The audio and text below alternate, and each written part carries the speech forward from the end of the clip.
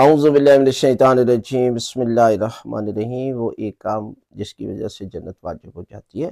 اکثر ویڈیو آپ دیکھتے ہیں کہ مجالس میں بھی یہ ذکر کیا جاتا ہے، اور بعض لوگ ویڈیو بنا کر شیئر کرتے ہیں اور لوگ یقین کر لیتے ہیں، حالانکہ انسان کو پتہ بھی ہونا چاہیے، اور جو ایسی وائز کرتا ہے، مجلس میں بیان کرتا ہے، اسے واضح بھی کرنا چاہیے کہ یہ کام کی اہمیت ہے۔ اس کا یہ مطلب نہیں ہے کہ آپ جو ہے وہ نماز نہ پڑھے، روزہ نہ رکھیں، حج نہ کرے، واجبات پر عمل نہ کرے، حرام چیز سے بچے نہ، معاملات درست نہ رکھیں، تو آپ کیا اس ایک عمل کی وجہ سے جنت میں چلے جائیں؟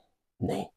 دیکھیں، جس طرح انسان کو کہا گیا ہے، قرآن مجید نے ذکر کیا، معصوم نے فرمایا، چھٹے امام حضرت امام جعفر صادق علیہ السلام فرماتے ہیں کہ والدین کی عظمت اتنی ہے کہ اگر کوئی شخص اپنے والدین کو بڑھاپے میں پائے اور ان کی خدمت کر کے جنت میں جا سکتا ہے۔ بدبخت ہے جو خدمت نہیں کرتا اور جہنم میں چلا جاتا ہے۔ یعنی اس عمل میں، والدین کی خدمت کے اس عمل میں اتنی طاقت ہے کہ یہ خود عمل جنت میں لے کر جا سکتا ہے۔ لیکن اس کا مطلب یہ نہیں ہے کہ آپ نماز نہ پڑھیں، روزہ نہ رکھیں، باقی ہر برا کام کرتے رہیں۔ نہیں، دیکھیں، انسان کو کہا گیا کہ عقیدہ درست رکھے، عمل صالح کرے، معاملات درست رکھے، یعنی معاشرے کے ساتھ، والدین کے ساتھ، رشتہ داروں کے ساتھ، تو یقیناً پروردگار اسے جنت عطا کرے گا۔ اور پروردگار کی رحمت وسیع ہے، وہ جب چاہے کسی کو ایک عمل کی وجہ سے بھی جنت میں لے کر جا سکتی ہے۔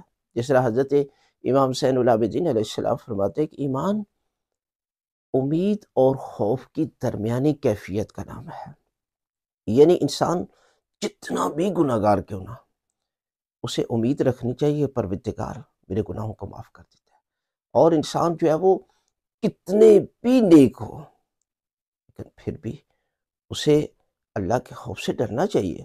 یہ نہیں ہے کہ وہ تکبر آ جائے اور شیطان بن جائے، فرعون بن جائے۔ نہیں، یہ چیزیں انسان کا عقیدہ درست ہو، عمل ٹھیک ہو، تو پروردگار اسے جنت عطا کرے گا۔